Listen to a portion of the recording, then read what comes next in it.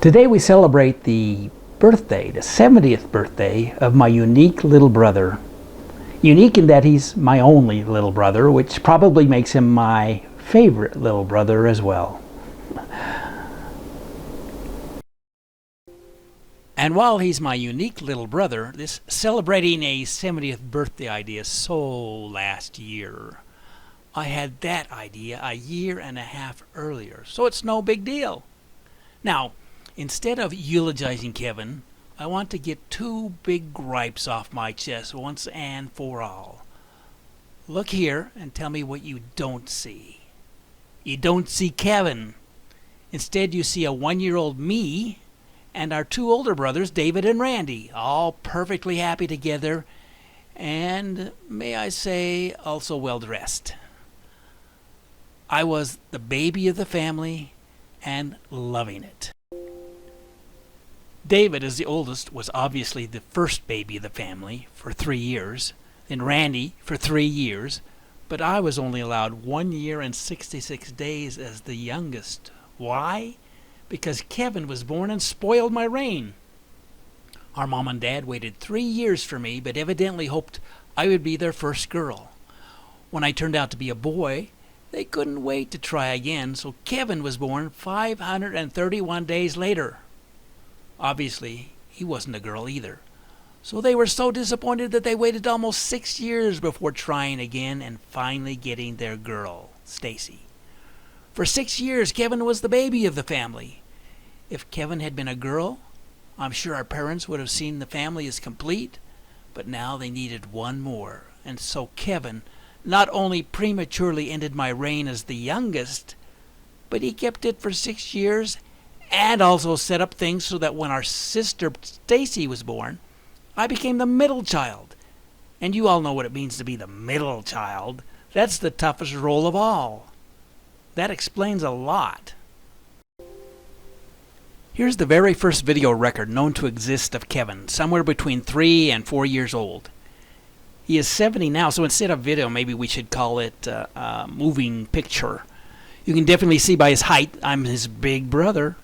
But look what happens. More and more we begin to look the same age. Here he's almost as tall as me, his big brother. Later he's actually taller and remains so forever. Let me tell you, it was really embarrassing to get hand-me-down clothes from your little brother.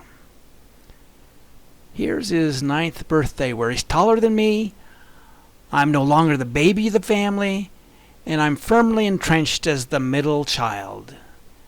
Do you feel for me yet?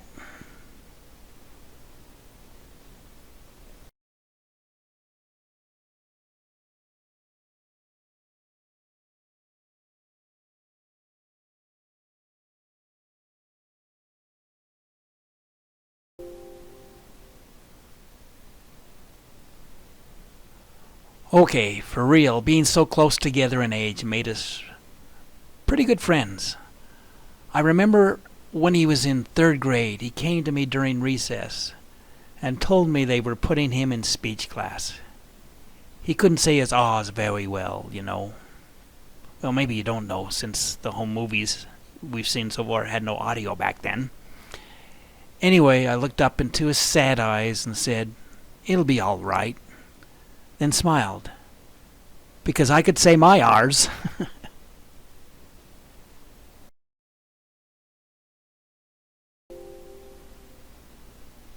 Anyway, these are the last few remaining videos, moving pictures of Kevin before he got really old.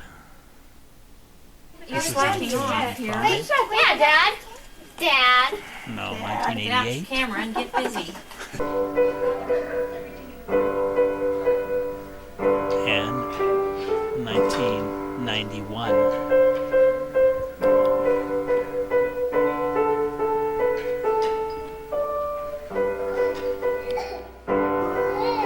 In the 70s, I went on a mission. Afterwards, he went in the army. Both of us to Germany. Now, don't get that Rambo image in your head. He was a clerk.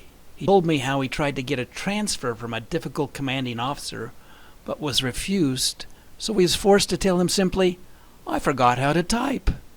He was kind of a rebel. He loved his Capri, a car known as the English Mustang since it was built by Ford in England.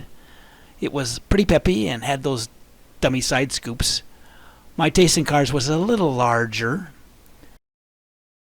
He liked Loggins and Messina, and of course, on a reel-to-reel tape player.